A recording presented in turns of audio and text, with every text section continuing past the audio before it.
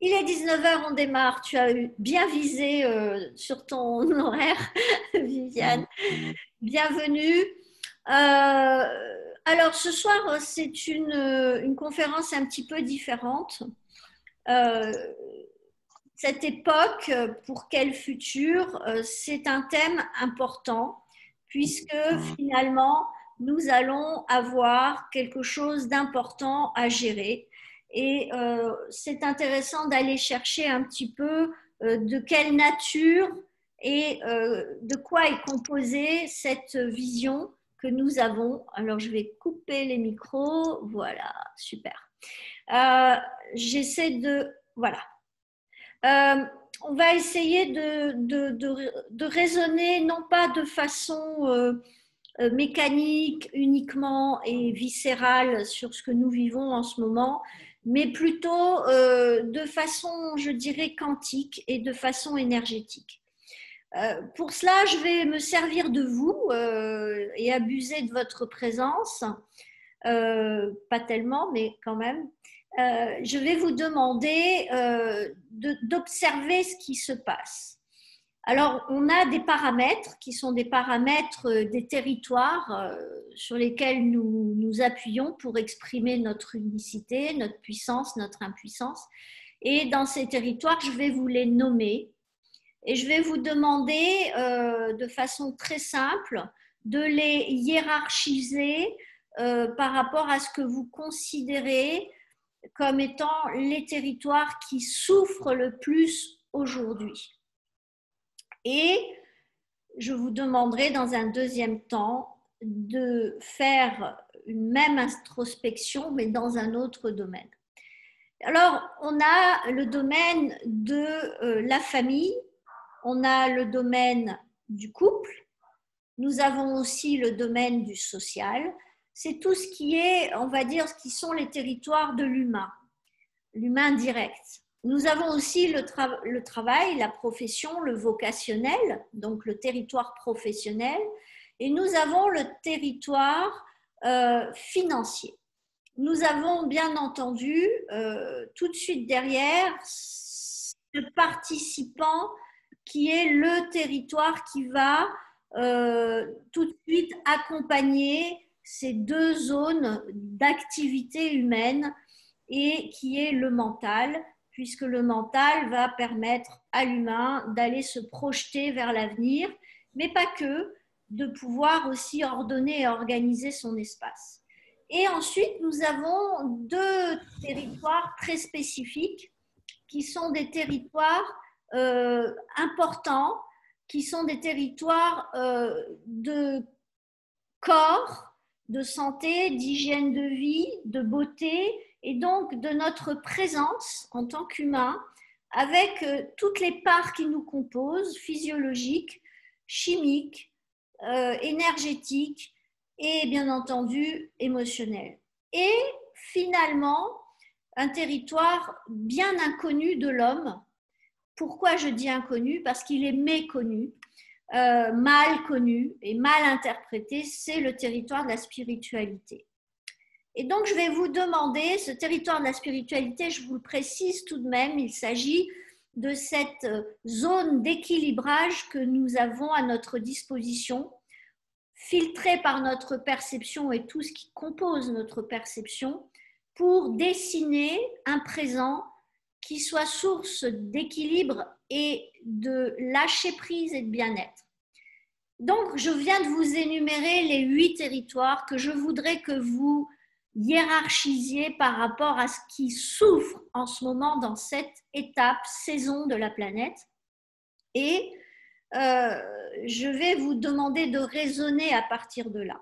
Donc, quel est selon vous le territoire, la catégorie de vie, puisqu'il s'agit de catégories de vie?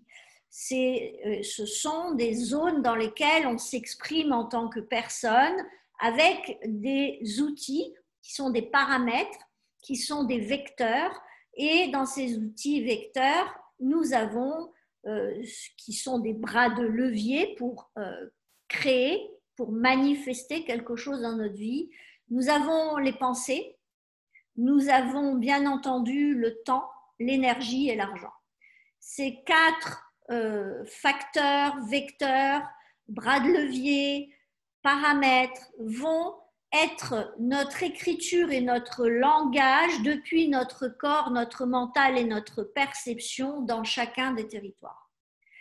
Aujourd'hui, et honnêtement, je n'ai pas envie de rentrer dans les polémiques de qui fait quoi, pourquoi on le fait, est-ce que c'est vraiment utile, est-ce que nous avons effectivement tort ou raison, etc. Excusez-moi, la lumière porte préjudice un petit peu. Ce n'est pas le propos. Le propos aujourd'hui, c'est de se demander quelles sont les responsabilités d'une humanité qui traverse un rivage avec une embarcation qui est quand même avec aujourd'hui de la puissance et de l'impuissance. Elle a des avantages et des inconvénients, cette embarcation. Et je voudrais que vous puissiez observer ce qui se passe sur ces 8 territoires, catégories, espaces, sphères, quelle que soit la dénomination qu'on donne sur ces volumes de potentiel qui sont à notre disposition. Eh bien, je voudrais que vous puissiez les ordonner de façon hiérarchique dans le mode décroissant et souffrant. Ça veut dire quoi? Ça veut dire quelles sont aujourd'hui les catégories de vie qui souffrent le plus au travers de cette expérience du Covid et de toute on va dire tout le débat dans le sens large et le sens figuré et le sens réel du terme que nous vivons. Nous sommes en train de nous débattre, nous sommes en train de résister, nous sommes en train d'avoir peur, nous sommes en train de renforcer une perception unilatérale ou multivectorielle selon les personnes. Quelles sont les catégories de vie qui souffrent le plus? Est-ce que parmi vous, il y a des personnes, alors vous pouvez m'écrire, hein, vous pouvez prendre le micro, quelles sont celles qui souffrent le plus? On va parler des 3 plus souffrantes pour ne pas se disperser ce soir, parce qu'on pourrait parler de toutes. Mais je voudrais qu'on essaie de voir selon vos sensibilités, parce que bien entendu que vos réponses vont dépendre de votre nature, de votre spécificité, de votre réalité, donc de votre conscience. J'ai vu ta proposition. Donc, il y a quelqu'un qui propose finance. Oui. Une autre catégorie de vie qui souffre en ce moment et qui paie le prix, selon vous, de cette étape que nous vivons. Donc, pour ceux qui viennent d'arriver, on est en train d'énumérer les catégories de vie qui sont au nombre de 8 et nous sommes en train d'établir ensemble quelles sont celles qui, au travers de cette traversée du désert ou du fleuve Covid, sur une embarcation, c'est-à-dire sur un système qui a ses défauts et ses qualités, sont en train de souffrir le plus. Donc, c'est quelque chose d'important à connecter, identifier, et je vous propose de me dire mental, émotionnel, me dit Xavier, donc finance, mental et émotionnel. Est-ce que quelqu'un d'autre a une réponse? Déjà, avec ce qu'on a là, on pourrait débattre de pas mal de choses. Alors, on va commencer par les finances. Alors, effectivement, on va processer de façon à ce que notre mental soit stretché, c'est-à-dire qu'il s'assouplisse, qu'on ne reste pas bloqué sur l'angle de polémique et uniquement des souffrances. Mais on va être quand même structuré. On va aller se demander quels sont les points négatifs que nous vivons dans le domaine finance. Ça veut dire quelles sont les souffrances, quelles sont les douleurs, quels sont les blocages, quelles sont les natures de comportements de défaillance, quelles sont les pensées négatives, etc. Quelles sont les émotions? Alors tout d'abord, bien entendu que la peur de perdre et très certainement une mécanique mentale qui émerge tout de suite. Peur de mourir. Parce que vous le savez, n'oubliez pas, sexe et argent en relation avec la puissance de pouvoir vivre et l'impuissance face à ça, c'est celle d'avoir la sensation de mourir et de ne pouvoir exister au milieu des autres. Donc, la peur de disparaître, la peur de ne pas pouvoir subvenir aux besoins de l'humanité qui sont se loger, se nourrir, se reproduire. OK ? Et donc de se retrouver dans une situation où finalement le rôle de l'énergie argent est complètement inhibé et on se retrouve avec un paradigme basé sur les finances salvatrices qui est complètement obsolète puisque dans le passé, nous avions associé que source d'argent est pérenne, source d'argent est fiable, source d'argent est basée sur, et Xavier a énoncé le mental, sur un mental fort, un mental intelligent, un intellect puissant, un intellect qui connaît, qui sait et qui, dans son territoire de limitation du mental, mais de sa force aussi, est absolument indétrônable puisque la connaissance associée à l'argent font la puissance.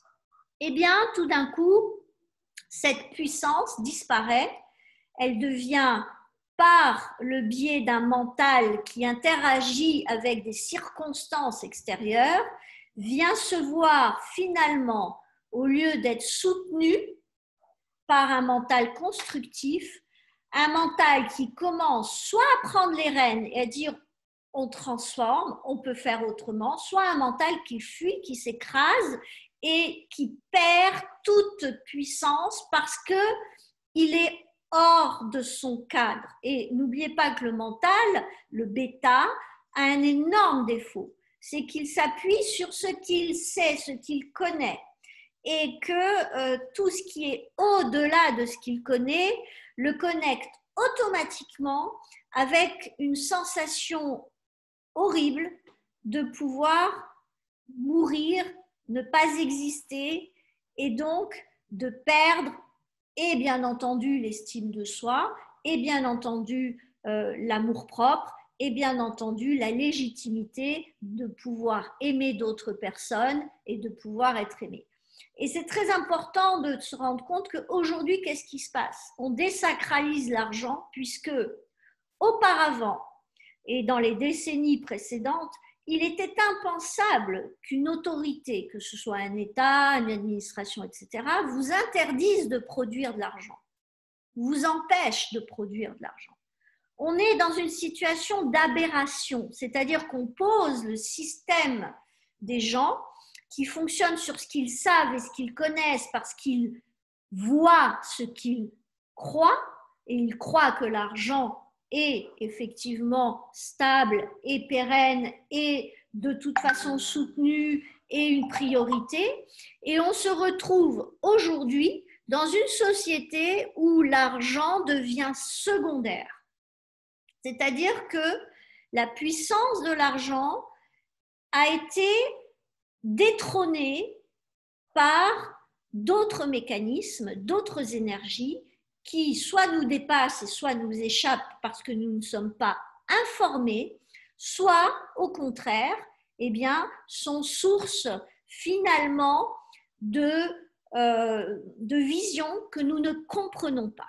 Donc nous sommes dans une situation où la machine telle qu'elle nous était proposée pour être un être prospère et un être fonctionnel dans une société appuyée sur la production de l'argent et la production via un mental puissant d'un certain type d'activité vers les finances, on se retrouve dans une société où finalement on associe l'argent au malheur.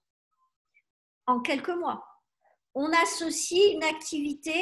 Et vous pouvez avoir des entrepreneurs qui étaient très fiers de leur activité, des cuisiniers, des chefs, des restaurateurs, des hôteliers, des barman, des personnes qui étaient dans de de la distribution de prestations manuelles, etc., auprès de personnes qui étaient de passage. Tous ces métiers, et les métiers de service également, ont été finalement, à un moment donné, invalidés comme étant source de sécurité. Et pourquoi ce soir je tenais à faire ce débat, qui n'en est pas un puisque je suis en monologue, mais je vous demande de réfléchir avec moi. Parce que finalement, le prix à payer de ça, c'est que nous sommes en train de défaire des programmes en relation avec l'argent, et on va dire, c'est douloureux, ça fait mal, mais il y a des bénéfices à ça. L'impératif, c'est de pouvoir le voir. Si vous ne le voyez pas, vous êtes mal, parce que vous avez mal et vous souffrez. Et vous êtes en train de mourir de ça. Et la deuxième chose importante, c'est qu'on est en train d'engrammer des croyances en relation à l'argent en disant argent égale infidélité, argent égale vulnérabilité, argent égale dangerosité, argent égale instabilité, argent égale, en définitive, des mirages et des investissements où on s'est oublié. Donc, argent égale cruauté. Et j'ai eu l'opportunité de parler brièvement, parce que je suis dans une ville où les gens ne se parlent pas spontanément comme ça, malgré que l'on soit en Espagne. Et j'ai eu l'opportunité de parler avec des gens dont je suis un petit peu proche. Et ce qui m'a vraiment fait connecter à une donnée à laquelle je n'avais pas vraiment pensé, même si tous nous avons des retours plus ou moins étendus dans l'espace-temps du Covid. Tous, d'une façon ou d'une autre, directement ou indirectement. Et ce qui est très important, c'est que je me suis rendu compte que les gens, en définitive, pour une part, trouvaient que leur argent était ingrat. Alors, bien entendu, qu'il ne s'adresse pas à des personnes, il s'adresse à de l'énergie. Et finalement, une espèce de frustration par rapport à ce qui a été donné pour créer un capital, s'être appuyé sur ce capital pour transformer son activité et faire face aux exigences de l'autorité, et finalement de se dire qu'il n'y a jamais assez d'argent. Excusez-moi pour ces bruits, je ne peux pas les arrêter. Toutes mes notifications sont en silence et malheureusement, je ne parviens pas à les arrêter. Donc, toutes mes excuses. Ce qui est intéressant dans ce paramètre que j'ai découvert, c'est que finalement, je me retrouve aujourd'hui à constater que notre confiance, et c'est juste ce paramètre, confiance, certitude, et donc forcément l'acharnement ou la persévérance ou la détermination à créer de l'argent est altéré.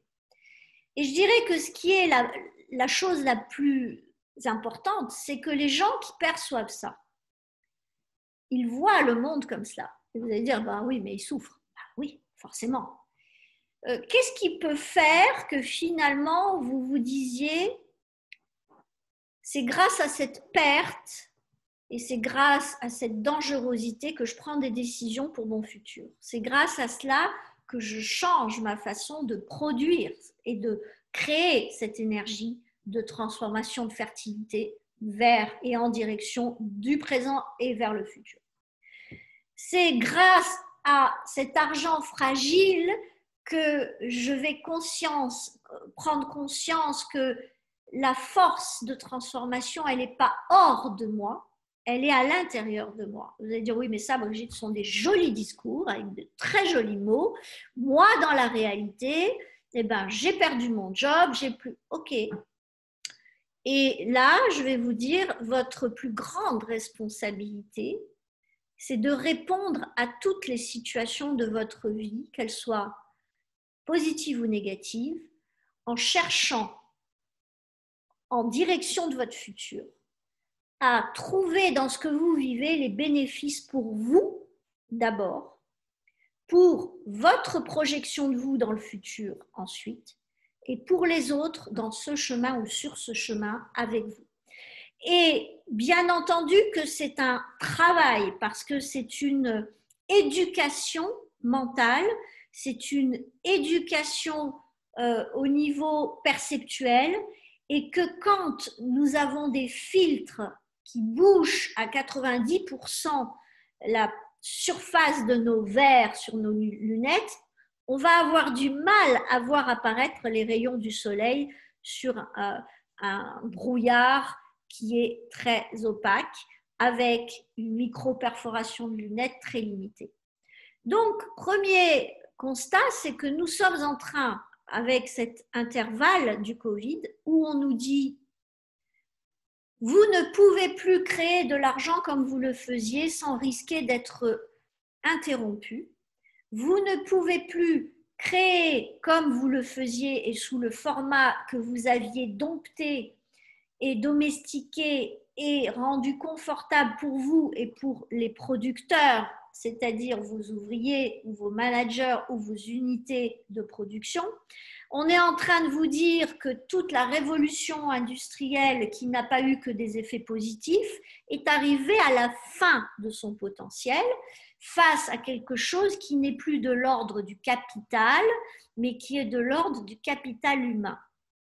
Et on se retrouve avec finalement une apogée avant l'exercice de cet excès qui va être bien entendu la descente, le creux, je cherche le terme, excusez-moi, mais la décadence d'une fonctionnalité de la société avec son argent et son activité, qui va dans un trio que je n'ai pas encore évoqué, infernal, mais un mental qui résiste à la transformation, une énergie argent qui est très volatile et très fragile, sur laquelle on a appuyé tous nos rêves en considérant qu'elle était la forme unique de la puissance, et une interprétation émotionnelle d'une situation actuelle qui est d'ordre très divers et varié, autant que le nombre de thèmes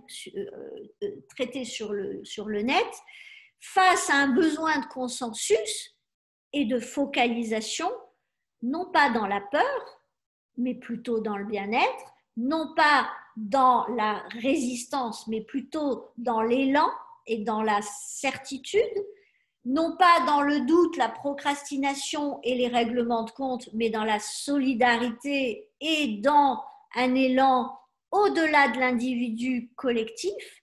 Et moi, je dirais que l'une des catégories de vie qui souffre le plus, c'est le social. Et c'est le social et le familial, le communautaire, parce que finalement, on est à la fois en train d'associer que la société, finalement, on va avoir de la prison sociale, on va avoir de l'enfermement social, on va être coupé de ceux qui sont différents de nous. Et aujourd'hui, qu'est-ce qu'on vit?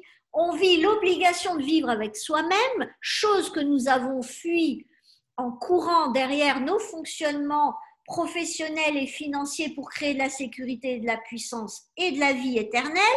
Et on est maintenant face à nos vides et nos manques et effectivement l'émotionnel et le mental qui sont en train de se donner sur la gueule parce que l'émotionnel, c'est pur corps, pur neuropeptide, neurotransmetteur et pur mental, on est en pur rythme du système nerveux qui, au lieu d'être en alpha, le système nerveux central, est en bêta supérieur, en suradaptation, avec de l'impatience de sortir de là, de l'anxiété de ne pas en sortir, et donc en mode reptilien, en train de soutenir ce fameux Covid par un état où le blocage du système immunitaire est inéluctable, une aggravation par au-delà des différentes populations selon leur hygiène de vie et leur niveau de souffrance et leur niveau du système immunitaire plus ou moins fonctionnel, on va dire, dans un état naturel et normal.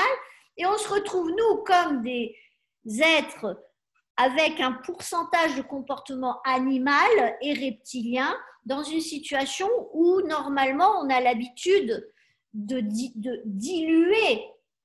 diluer cet état de résistance aux circonstances sur plusieurs catégories de vie avec des doses plus ou moins importantes. Là, on est focalisé sur comment je fais pour vivre ensemble, comment je fais pour vivre tout court, comment je fais pour que mes dons, mes talents, mes études continuent à me servir alors qu'on me dit que c'est fini, je ne peux plus le faire et je ne pourrai pas le refaire différemment avant, selon les activités, 6 mois, 2 ans, 5 ans ou 10 ans, selon certaines activités.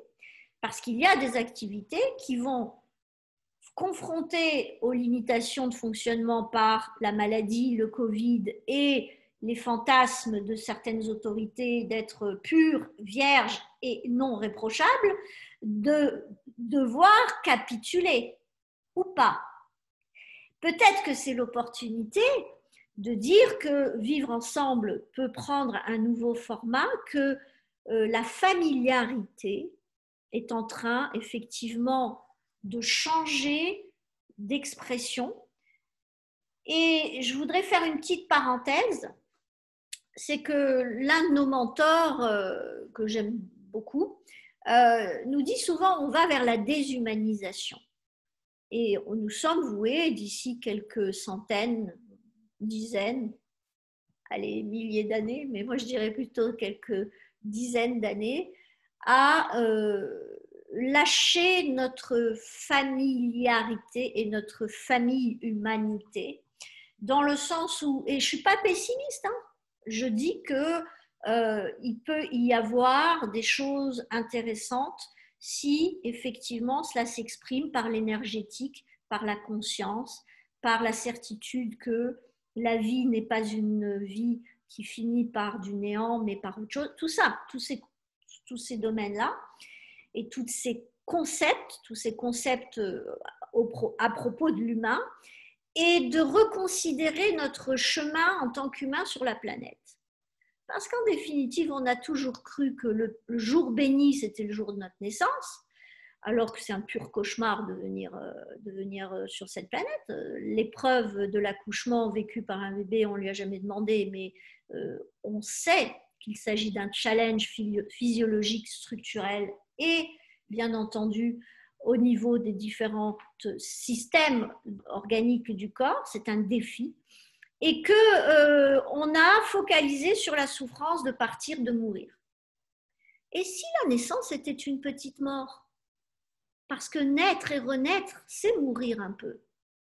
Et le fait d'avoir nié ça pendant des générations, peut-être que tout simplement, c'est un handicap pour nous qui sommes maintenant appelés à renaître.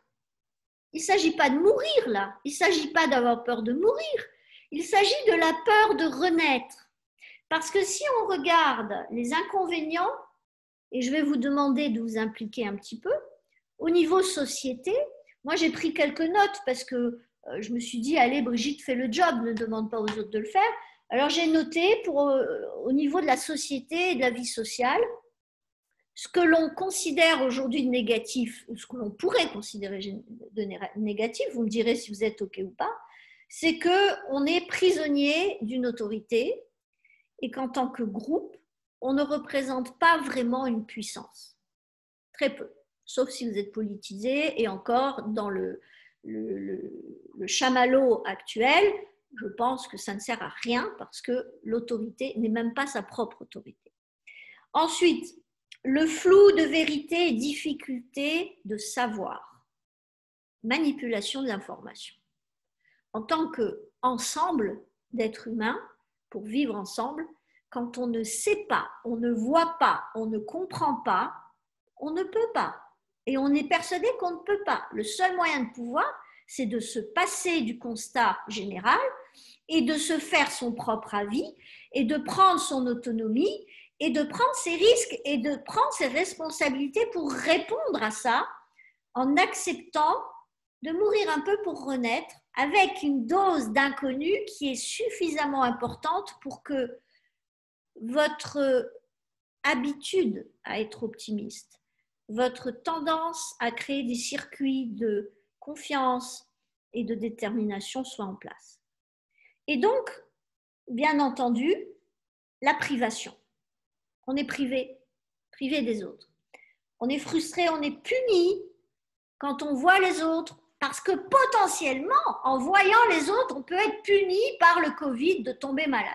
Donc, ça veut dire que les circonstances créent un niveau de dangerosité pour le social qui crée en réalité une pression et une surpression en relation avec le concept d'être ensemble qui fait que nous devenons responsables. Et ça me rappelle un truc du couple, mais alors, je suis avec toi, j'ai besoin que tu m'aimes, il faut que tu m'aimes et que tu me protèges, que tu sois mon pote, que tu sois mon confident, que tu me conduises dans la bonne direction et que tu me dises quand je fais mal et que tu me dises quand je fais bien et que je sois content, que tu sois content. Ça vous rappelle rien, ça, en relation avec le couple? Il n'y a rien d'érotique là-dedans. Hein. C'est pas glamour. Et à ce moment-là, eh bien, en définitive, vous devenez collaborateur. Mais vous n'êtes plus dans de l'amour. Vous n'êtes plus dans du lien social avec de la tolérance. Vous êtes dans un amour conditionnel. Tu dois venir chez moi à condition que tu ne me mettes pas en danger, sinon tu dégages. Ou alors, viens chez moi, je m'en fous, même si je tombe malade. En sachant que j'ai mon système immunitaire au plus bas, c'est déraisonnable, mais en sachant que j'ai une hygiène de vie et que je prends mes responsabilités au quotidien, pourquoi pas? Je ne porte pas de jugement ce soir, c'est important que vous le compreniez, je suis juste là pour mettre des petites lanternes à certains points de raisonnement. Et puis ensuite, eh bien, il y a la perte. On perd des amis, on perd des gens qu'on aime, et finalement, on est dans une sensation de subir les conséquences de quelque chose qu'on ne voit pas, qu'on ne comprend pas et que l'on ne peut pas traiter. Donc, on devient inutile. On est en train de nous montrer de façon directe ou indirecte que nous sommes des groupes de personnes qui sont des groupes de personnes reliées par l'affect, par le propos de la vocation ou par le propos de la rencontre fortuite dans nos chemins de vie, que nous ne servons plus à la cohésion sociale. C'est, je pense, très certainement la chose qui sera parmi les plus difficiles à digérer pour l'être humain qui a besoin de la communauté pour s'exprimer et trouver son sens au milieu des autres. Il a besoin d'avoir son sens propre, il a besoin d'avoir son unicité en conscience, mais il est relié à cette addiction de l'humain qui est le partage de son intelligence, de sa perception et de ce flux et reflux dans le interactif et dans le coopératif et dans le co-créateur de finalement créer ce que l'on appelle la nature de l'humain, géographiquement, ethniquement, au niveau de la civilisation définie comme identifiable. Et cette identification, elle est en train de se gommer, de s'atténuer et de s'uniformiser par un vecteur qui n'est pas le plus sympathique, qui est celui de la peur, de la méfiance et de la défiance. C'est-à-dire que, pourquoi je parle de ces mécanismes de circuits et de croyances qui sont en train de s'imbriquer au niveau de notre mental, de s'installer et de s'engrammer, pardon.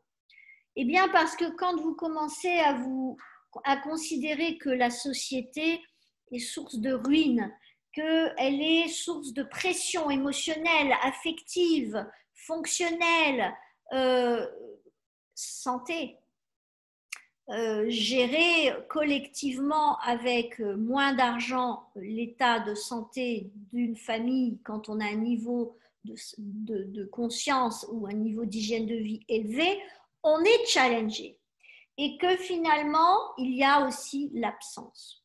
Personnellement, c'est ce qui me challenge le plus en relation avec le social et avec la famille et mes familles, c'est que mes amis, je ne les vois pas, mes confrères, je ne les vois pas, ils me manquent. La famille, j'ai envie de prendre la Méditerranée et à la nage traversée et d'arriver avec un masque sur les oreilles pour qu'on me prenne pour un poisson et que je passe inaperçue.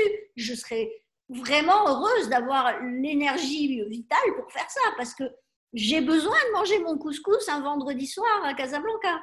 J'ai besoin. Je ne peux pas vous expliquer pourquoi, j'en ai besoin.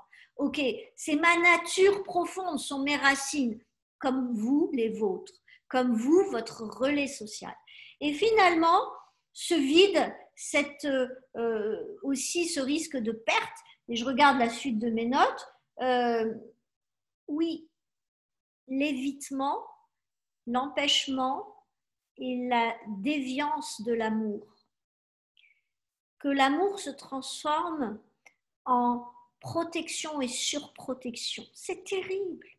C'est terrible d'éduquer l'humain en apprenant que aimer, c'est surprotéger. C'est complètement l'inverse. Alors vous allez me dire, attends, mon papy, ma mamie, oui, on est d'accord avec ça. Ce que je veux dire, c'est qu'on est en train d'inculquer à des enfants de 10-12 ans que si tu es gentil et aimant, tu ne dois pas faire, tu ne dois pas faire, tu ne dois pas donner, tu ne dois pas toucher. Et finalement, on est en train de transformer les perceptions au travers de comportements en exacerbant les polarités. C'est ou tout ou rien. Et qu'est-ce qui va se passer ? Ben, ce qui va se passer, c'est que la perte de confiance dans le groupe et dans la société va amener à une relance de l'individualité et de l'individualisme. Pour ceux qui voient le négatif, mais d'un autre côté, ceux qui vont associer la société à la solidarité, à la co-création, à l'opportunité, l'émulation pour aller plus loin et au-delà de ses limites. La créativité, je prends mes notes, hein, je ne me cache pas, désacralisation qui permet finalement de désacraliser les circonstances, qui permet automatiquement de mettre chaque chose à sa place et chaque réponse à donner à chaque paramètre avec notre niveau de responsabilité. Ça veut dire devenir adulte. Ça veut dire d'arrêter d'attendre qu'on nous dise que c'est bien ou que c'est mal. Ça veut dire non pas se révolter, évoluer, évolution, changer de paramètres de référence, traiter le problème avec d'autres angles d'attaque, accepter de morfler avec Yahoo, parce que c'est si j'ai pas peur de me faire, en me frottant au problème, un peu mal, un peu ceci, un peu cela, que finalement, je vais accéder à la naissance, renaissance. Et finalement, eh bien, associer la société à ensemble, c'est plus facile. C'est moins direct, c'est moins proche, mais c'est plus vite, c'est plus efficace, c'est plus puissant. Reconstruire ensemble et défaire en conscience ce qui a été fait auparavant, accepter et regarder dans tous les coachings, hein, là où les gens s'écrasent sur les murs, c'est quand ils doivent accepter de mourir dans le profil, le format de eux il y a 10 ans, qu'ils se traînent 10 ans de plus jusqu'au jour où ils arrivent dans votre cabinet, et de leur dire c'est fini, c'est plus toi. Après avoir constaté avec la personne, bien sûr. Ça y est, là, c'est un grand espace devant toi de potentiel, de probabilité, avec plein de risques et plein de possibilités. Ça dépend de l'état dans lequel tu es pour que tu t'attires plus ou moins de choses cohérentes par rapport à ce que tu veux être dans le futur.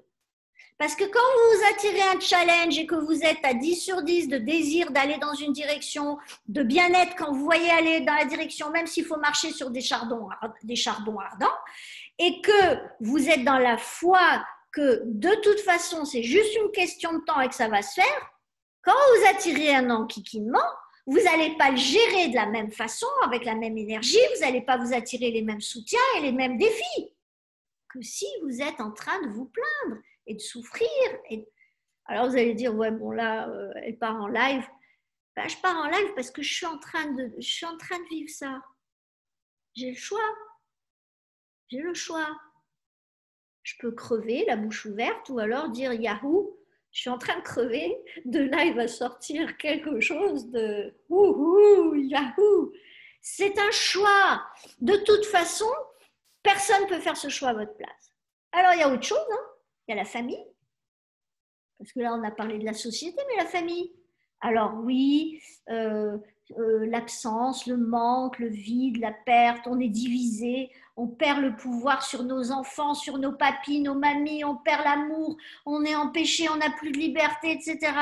Et si, grâce à ça, on pouvait renouer avec le sens qu'a la vie filiale.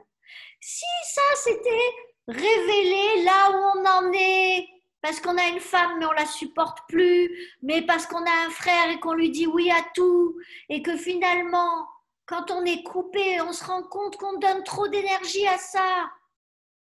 Et quand on est dans cet espace et qu'on voit tout ce qu'on ne s'autorise plus à faire, on peint plus, on chante plus, on danse plus, on n'écoute plus de musique, on fait que des contes.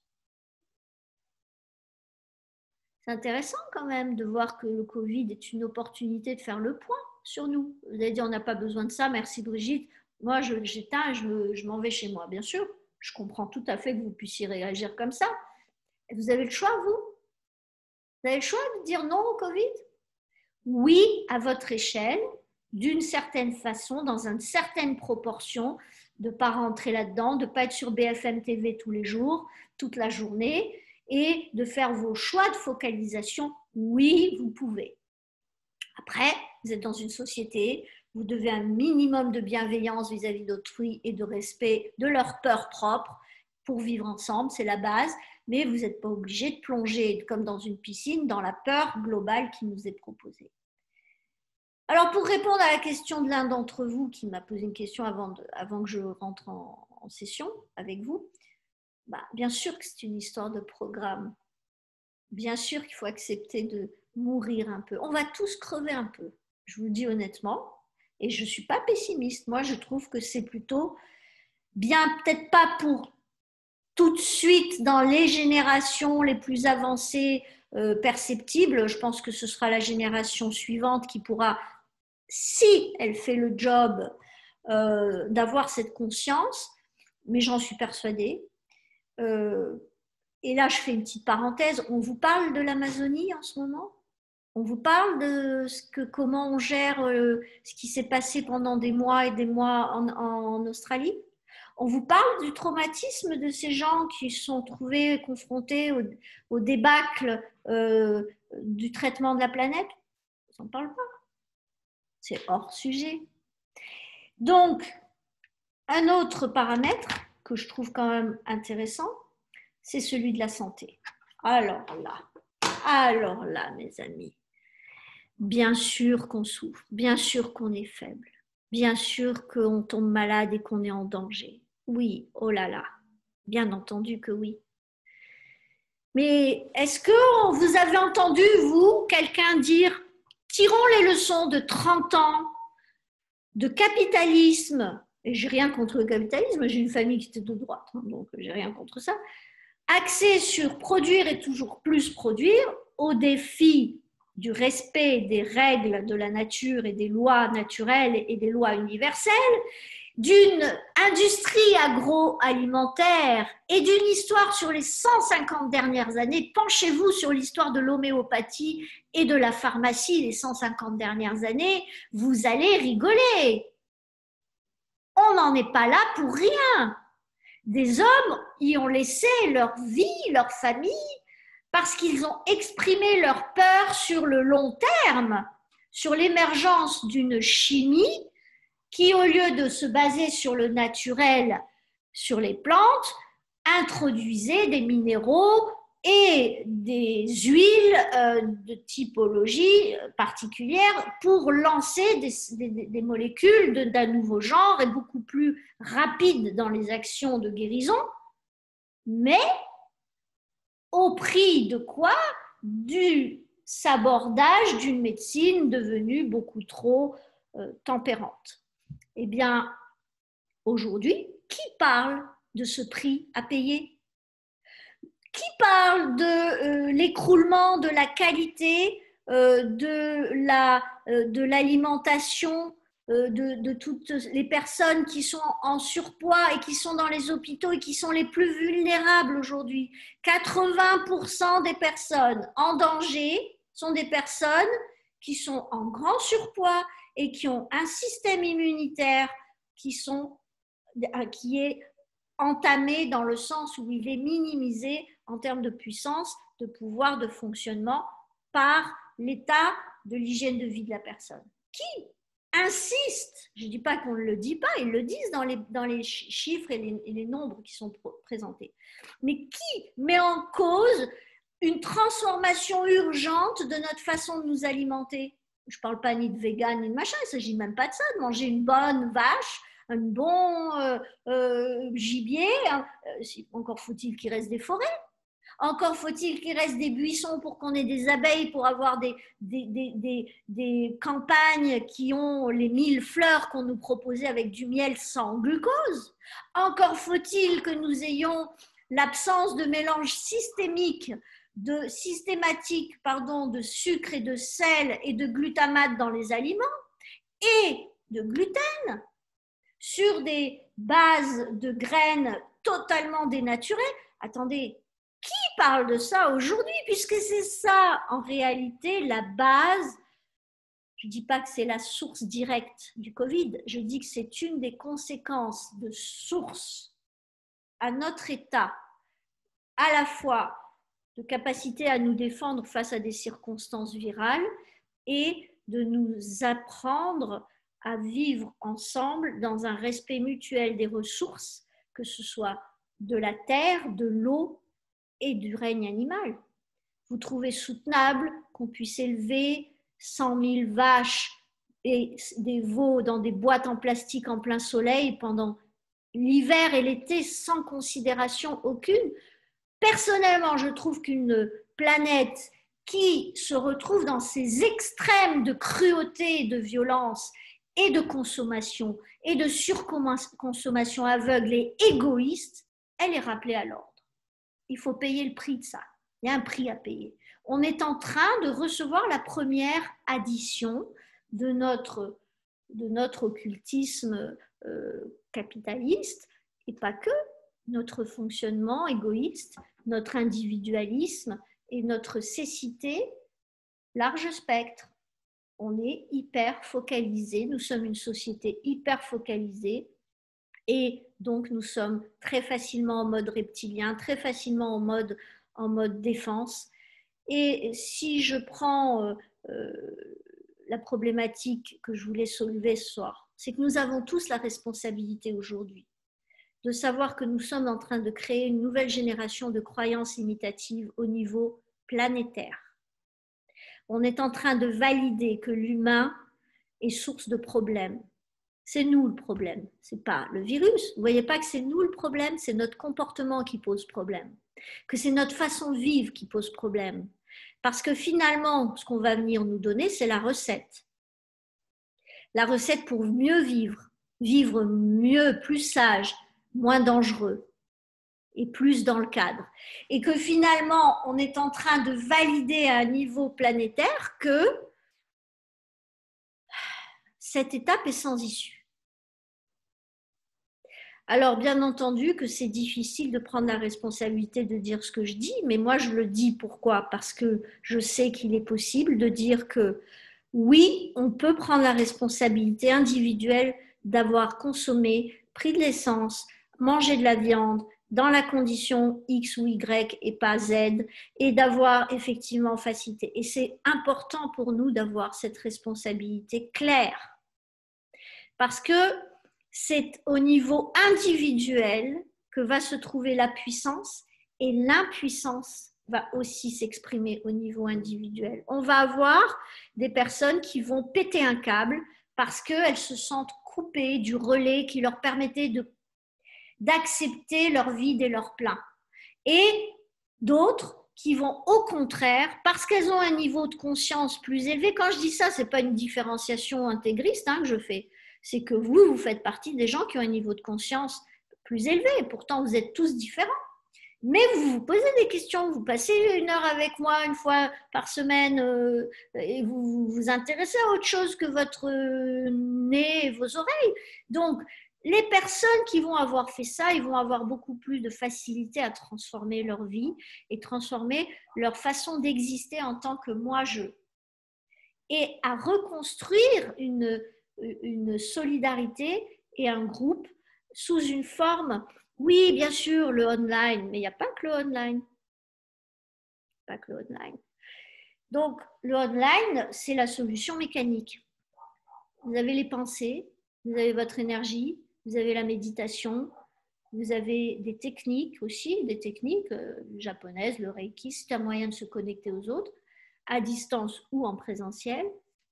Vous pouvez utiliser toutes les techniques qui existent depuis des milliers d'années. C'est un moyen de ne pas être unilatéral dans nos solutions, et c'est une façon aussi de redonner du sens à notre être, dans l'amour-propre, dans le self-esteem, en se désolidarisant du malheur collectif.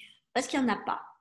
C'est une histoire individuelle qui s'est coagulée sous forme d'équations et qui finalement, à un moment donné, a changé la nature de la réalité parce que nous sommes arrivés à une limite du fonctionnement individuel qui se stigmatise, se cristallise sur des freins au niveau du groupe, au niveau de la société.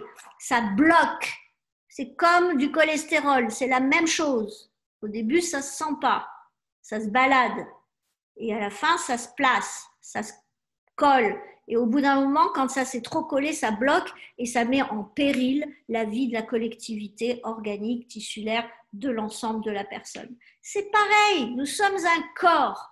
Et si on considère qu'en insufflant dans ce corps de l'optimisme, pas pour être en train de la fleur au fusil, de l'optimisme, c'est-à-dire d'aller se creuser un peu la tête et d'aller dresser ce mental qui revient toujours à ce qu'il connaît et de l'éduquer pour qu'il aime l'inconnu et l'imprévisible, et pas que dans le sens négatif et cauchemardesque, mais aussi dans le sens de la renaissance, de l'opportunité et du génie humain. Et j'adore ce que dit Joe Dispenza. Le docteur Joe Dispenza dit: vous êtes tous des génies, vous avez du génie. La seule chose, c'est qu'il faut que vous ayez l'élan de vous lever, de vous relever, de vous redresser, de considérer ce que vous avez en vous, et ça c'est moi qui le dis, d'aimer ça, de l'activer et de finalement arrêter d'être égoïste et de le garder que pour vous en le tuant et en l'étouffant, et de le laisser s'exprimer au bénéfice de vous, de votre présence au travers des autres, au travers de cela, et avec les autres, de pouvoir être un bénéfice pour tous et une opportunité. C'est peut-être, et j'ai des frissons en disant ça, parce que je pense que c'est, en tout cas, dans l'immédiat, vu le chaos global et le manque de clarté, je pense que c'est peut-être une piste modeste, mais très puissante, que l'on a tous à notre portée. Et en tant que coach, je ne suis pas là en train de faire du business, mais je peux vous dire qu'en tant que coach, je me rends compte à quel point tous les jours, nous sommes totalement responsables de notre transmission pour pouvoir entrer dans cette renaissance d'un format par l'individu positif, guérisseur pour lui et pour les autres, et de lâcher ce comportement qui est validant, que nous sommes dangereux pour nous et pour les autres, et que nous avons besoin d'un papa et d'une maman qui nous disent quoi faire, en perdant le sens de notre unicité, de notre génie et de nos dons, pour pouvoir parce qu'on sait tous ce que l'on a à faire, pour pouvoir juste prendre soin de nous. Et finalement, oui, l'argent va mourir, les finances vont aussi peut-être mourir, mais il y a déjà depuis des années d'autres finances, d'autres types de finances qui naissent. Ce seront celles-là ou d'autres, mais en tout cas, des gens sont des optimistes sur cette planète. On en parle peu, on les cache, on les freine, on les condamne, mais il y en a dans tous les domaines. Des thérapies entières qui sont condamnées, des visions entières qui sont raillées, des comportements qui sont complètement mis de côté au niveau vocationnel parce que ça ferait perdre trop d'argent et ça ferait surtout trop peur à des lobbies. Eh bien, le moment est venu de mettre fin à cette radicalité et de passer à l'individu créatif, co-créatif et participatif. Et je voulais absolument aborder ça avec vous parce que dans ce spectacle de cette année, oui, on peut dire cauchemardesque pour certains, assez intéressante pour d'autres, étonnante aussi pour d'autres, et peut-être assez neutre, définitive pour ceux qui avaient anticipé certains paramètres, eh bien, je trouve qu'il est important d'arrêter de se rebeller contre les aveugles et les boiteux, même si je boite un peu en ce moment, et d'arrêter de déléguer la réponse à donner à tout ça. Je vous remercie. Je ne vous ai pas beaucoup utilisé dans le sens aimable du terme, je ne vous ai pas beaucoup interrogé, mais je voulais juste que vous entriez dans le jeu avec moi.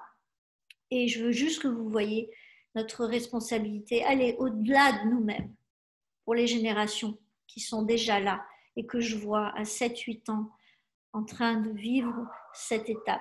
Si la qualité de questions-réponses est avec eux, ils passeront au travers. Eh bien, essayons au moins d'être à la hauteur de ça, et puis pour nous-mêmes, et pour les gens qu'on aime, pour les gens qu'on a appréciés et qu'on apprécie tous les jours. C'est ce que je vous propose que l'on fasse ici sur Libre Parole, et d'essayer de vous soutenir, de vous accompagner dans ce chemin. Voilà, ça fait un peu plus d'1 heure qu'on est ensemble. Je voulais remercier toutes les personnes qui sont présentes. C'est important pour moi de livrer ça parce que c'est aussi un sujet que je remettrai sur la table, mon chemin. On l'avait commencé il y a quelques semaines, moi, de cela. Je reviendrai à mon histoire pour faire des parallèles intéressants avec justement ce qui se passe en ce moment. J'ai quand même passé 7 ans dans une maladie très importante. Et donc, je vous rappelle que votre première œuvre, c'est pas le voisin, c'est vous. C'est pas votre voiture, c'est vous. C'est pas votre immeuble, c'est vous.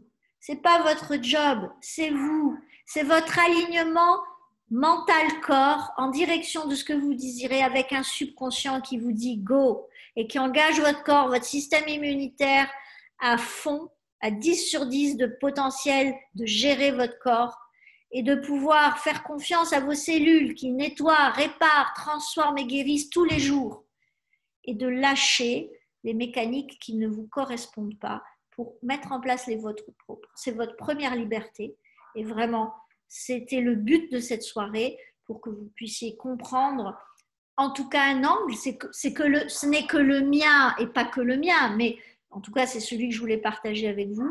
J'espère que cela vous aura servi. Je vous remercie et je vous embrasse tous. Je vous dis bien entendu à très très vite pour d'autres sujets et bien entendu d'autres réponses à d'autres questions et des tête-à-tête et des interviews et des conférences. Je vous remercie. Belle soirée à vous.